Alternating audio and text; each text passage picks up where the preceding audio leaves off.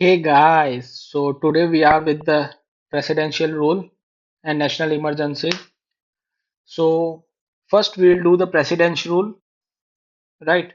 So you all know that Article 356 empowers the president to impose the president rule and Article 352 for the national emergency. So every emergency empowers the central government with certain special powers, right? So to counter the threat of national security or the financial credits. So now what is the constitutional basis for the president rule? So Article 355 जो है, it mandates the center, ये centre को एक duty देता है कि आप ध्यान रखिए स्टेट कैसे फंक्शन कर रहा है according to the constitutional principles or not. So it mandates the center to ensure that state should operate according to the constitutional principles.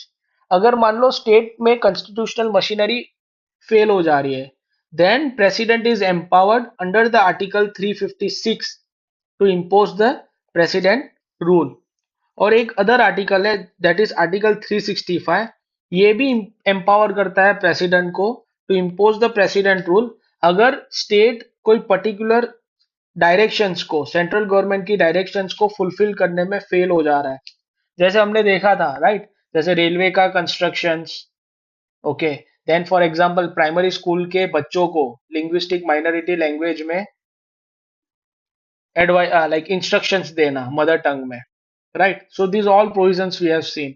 सो अगर वो स्टेट फेल हो जा रहा है सेंट्रल गवर्नमेंट की डायरेक्शंस को फुलफिल करने में, then president is empowered under the article 365 to impose the president rule, right? Then parliament approval, कैसे president rule will imposed, so what is the approval procedure for it and what is the duration of it? So initially president proclaim करता है, right, and then proclamation के बाद it must be approved by both the houses of parliament within 2 months from the date of issue. और similar अगर लोकसभा वो 2 महीने में dissolve हो जा रही है, तो जब फिर से रिकंस्टिट्यूट होगी तो उसके 30 दिन के इंटरवल में for 30 days, with in 30 days Lok Sabha must approve the proclamation. और in the mean time Rajya Sabha को तो अप्रूव कर ही देना है क्योंकि वो तो कंटिन्यूइंग चैम्बर है। अभी इनिशियल प्रोक्लेम हो जा रहा है प्रेसिडेंट के द्वारा और फिर पार्लियामेंट के द्वारा अप्रूव हो जा रहा है, फिर उसका ड्यूरेशन जो है वो 6 महीने तक होगा, राइट? और मैक्सिमम पीरियड कितने तक वो एक्सटेंड कर सकते हैं? 3 इयर्स। सो 3 इयर्स के time limit maximum time limit है और 6 मंथ्स में पीरियोडिक अप्रूवल होना चाहिए पार्लियामेंट से। सो ये कौन सा कॉन्स्टिट्यूशनल अमेंडमेंट एक्ट ने बोला था? सो 44th कॉन्स्टिट्यूशनल अमेंडमेंट एक्ट ने ये प्रोविजन डाला था। दूसरी चीज क्या डाली थी 44 सीएए ने, कि अगर एक साल से बाद में अगर वो प्रेसिडेंट रूल बनाना है, then it can be possible only during the national emergency and if election commission of India certifies that elections cannot be held in a particular state or a constituency। और अगर revoke करना है president rule को, so it can be at any time by the subsequent proclamation without approval by the parliament। यानी president खुद ही वो revoke कर सकते हैं कभी भी, like financial emergency only. Now what are the consequences? अगर एक बार प्रेसिडेंट रूल इंपोज हो जा रहा है, then what are the consequences of it? So जैसे एग्जीक्यूटिव पावर्स जो है that will be controlled by the president, तो president will assume the all the executive power. Then legislative powers जो है, राइट, जैसे स्टेट लेजिस्लेचर के, so it will exercise by the parliament. Okay, so executive will be dismissed, that is state council of minister will be dismissed, and assembly will be suspended, that is state legislative assembly, it either suspended or either dissolved, depends upon the parliament। Dissolve यानी कि फिर से elections करवाने पड़ेंगे, एक बार dissolve हो गई थी। और सस्पेंडेड यानी कुछ टाइम के लिए, कुछ समय के लिए वो सस्पेंड हो जाना। मान लो 6 महीने का प्रेसिडेंट रूल है, तो इसका मतलब कि वही गवर्नमेंट चलेगी बट 6 महीने के लिए वो गवर्नमेंट पॉज ले लेगी, right? So this are the meaning of suspended and dissolve. Okay. Now, when president rule is imposed, the government carries out the administration of the state on behalf of the president with the help of either chief secretary or other advisors which are appointed by the president। तो इसका मतलब कि वो जो president rule जब implement होगा तो governor will not act as a chief executive authority और you can say head of the state, right? So it will just act as a nominee of the president। और parliament पूरे state legislative bills, state का budget pass करेगी during that period. Now let us compare the national emergency with the president rule. Right, so article हमें पता है, article 352 is deal with the national emergency और article 356 deals with the president rule plus article 365. Right, so कौन से ground है? So war, external aggression और arm rebellion. You can imagine where, right? So that you can imagine. So war, external aggression and arm rebellion. और यहाँ पे constitutional machinery fail हो जाना या तो फिर सेंट्रल गवर्नमेंट के डायरेक्टिव्स को डिसोबे करना. Right, so what is the state functioning? Right, so state executive और state legislature will continue to functions, but यहाँ पे क्या हो जाएगा, नेशनल गवर्नमेंट, सेंट्रल गवर्नमेंट को ओवरराइडिंग पावर्स आ जाएंगे. यहाँ पे स्टेट की एग्जीक्यूटिव डिसमिस हो जाती है और स्टेट की लेजिस्लेचर आइदर इट सस्पेंडेड और डिसॉल्व. ड्यूरेशन, यहाँ पे कोई मैक्सिमम पीरियड प्रिस्क्राइब नहीं है, यहाँ पे मैक्सिमम पीरियड 3 साल का है. फंडामेंटल राइट्स, यहाँ पे फंडामेंटल राइट्स अफेक्ट होते हैं सिटीजन्स के, राइट? और यहाँ पे there is no effect on the fundamental rights. दूसरा क्या है, नेशनल इमरजेंसी में there is a requirement of the special majority और प्रेसिडेंट रूल में there is a requirement of the simple majority. So this is the difference between the national emergency and president rule. Now if we see the historical use of the article 356, so Bhimrao Ambedkar ji ने बोला था it is a dead letter, but unfortunately it has been imposed more than 100 times. So it was first imposed in 1951 in the Punjab, right? And when 1977 it was imposed in the 9 states when states where Congress was in power after Janata Party came to the centers. And again जब 1980s में Congress party power में आई, again it was imposed for the 9 states.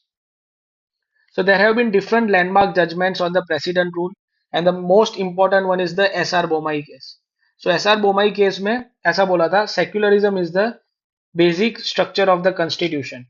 और अगर कोई government, state की government अगर secularism principal को follow नहीं कर रही है और एंटी सेक्युलर पॉलिसीज इंप्लीमेंट कर रही है, then president will be empowered under the article 356 to impose the president rule, क्योंकि वहां पे कॉन्स्टिट्यूशनल मशीनरी फेल हो गई है, right?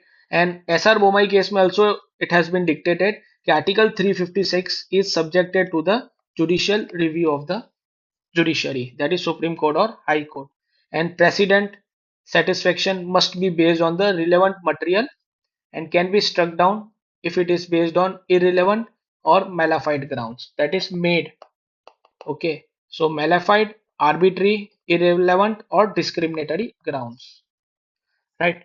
So floor test principle must be necessary. What is a floor test principle? That is, government confidence should be tested on the floor of the house before unseating a ministry. Right, तो ऐसे ही आप नहीं हवा में बोल सकते. Floor principle, floor test principle होना चाहिए लेजिस्लेचर में, right? So now proper use of the president's rule. So कुछ कुछ कंडीशंस दी गई थी कि ये प्रॉपर कंडीशंस है, ये इम्प्रॉपर कंडीशंस है एसआर बोमई केस में सुप्रीम कोर्ट के द्वारा. जैसे प्रॉपर देखें तो hung assembly. Now what is hung assembly? जब जनरल इलेक्शंस होते हैं विधानसभा और लोकसभा के, then if no party secures a majority in the state assembly, तब आप प्रेसिडेंट रूल इंप्लीमेंट कर सकते हो. जब मेजोरिटी जो लोकसभा या सॉरी विधानसभा में जो भी मेजोरिटी पार्टी है, when party with majority declines to form a ministry and there can be no coalition, तब आप प्रेसिडेंट रूल इंप्लीमेंट कर सकते हो. यहाँ तो फिर कोई मिनिस्ट्री रिजाइन कर दे and no other party can form government, तब भी आप प्रेसिडेंट रूल इंप्लीमेंट कर सकते हो, राइट? देन अगर कॉन्स्टिट्यूशनल क्राइसिस है, when constitutional direction is disregarded और internal subversions threaten the state security, तब भी आप प्रेसिडेंट रूल इंप्लीमेंट कर सकते हो. कभी आप बोलोगे कि there is a improper use, जैसे for example no alternative is explored, जैसे governor recommends the president rule without exploring the possibility of the alternative ministry. जैसे महाराष्ट्र में देखा, एक गवर्नमेंट गिर गई तो प्रेसिडेंट रूल इंप्लीमेंट नहीं हुआ क्योंकि अल्टरनेटिव गवर्नमेंट रेडी थी, तो गवर्नर ने वहां के अल्टरनेटिव एक्सप्लोर किया. So that was a proper use. okay, of the governor powers, right? Then no floor test. अगर गवर्नर एसेस नहीं कर रहे हैं support without allowing the floor test in the assembly. Then Lok Sabha election results, right? Imposing the rule because ruling party suffered defeat in the Lok Sabha elections. जैसे हमने देखा ना 1977 और 1980 में. Then administrative issues. देखो article 356 constitutional machinery पे implement होगा. अगर वो फेल हो जाएगी तो एडमिनिस्ट्रेटिव मशीनरी फेल हो जाएगी ना, तो वहां पे इम्प्लीमेंट नहीं होगा. जैसे फॉर एग्जांपल गवर्नेंस फेल हो गई, यहाँ करप्शन हुआ, राइट, करप्शन एलिगेशंस, और यू कैन से फाइनेंशियल इश्यूज हो रहे हैं और माल एडमिनिस्ट्रेशन हो रहा है, तो वहां पे आपका प्रेसिडेंट रूल इंप्लीमेंट नहीं होगा, because it can be implement only when the constitutional machinery fails. So these are the basic questions that were asked in the PYQs. जैसे the SR Bomai judgment has put an end to the arbitrary dismissal of the state government under Article 356.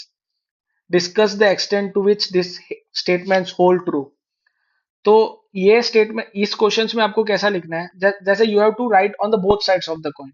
तो एक page पे आप लिखेंगे कि हाँ SR Bommai case क्यों important था, जैसे वो फ्लोर टेस्ट प्रिंसिपल हो गया, राइट, फिर जुडिशियल रिव्यू एप्लीकेबल कर दिया, फिर प्रॉपर इम्प्रॉपर यूज की डायरेक्शंस दी, तो ये सब आप लिखेंगे.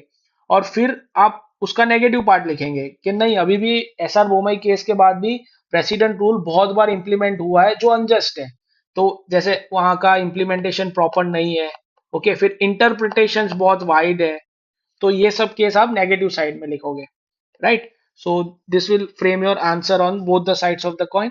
और फिर लास्ट आप कंक्लूजन्स दे दीजिए जो भी आपका होगा, ओके. और स्टार्टिंग कैसे करनी है, तो वही या तो आर्टिकल 355 356 से करिए, या फिर एसआर बोमाई जजमेंट की 3-4 लाइंस लिख दीजिए. Like this questions was asked in the UPSC prelims 2018. Consider the following statements about the precedent rule and select the correct ones. So it can be imposed for 6 months at a time. Okay, so yes, this is correct. Parliament approval is required for its extension. Obviously, yes. Total period cannot exceed 3 years. So yes, all statements are correct. So do these things by yourself. Like this was asked in GPSC mains 2019. The difference between the article 352 and 356. Okay, and important safeguards against the misuse established by the Supreme Court. So this judgments only you have to write these things. So we'll meet in the next lecture. So if you like this video, please hit the subscribe button, okay, and share it as much as possible. Thank you.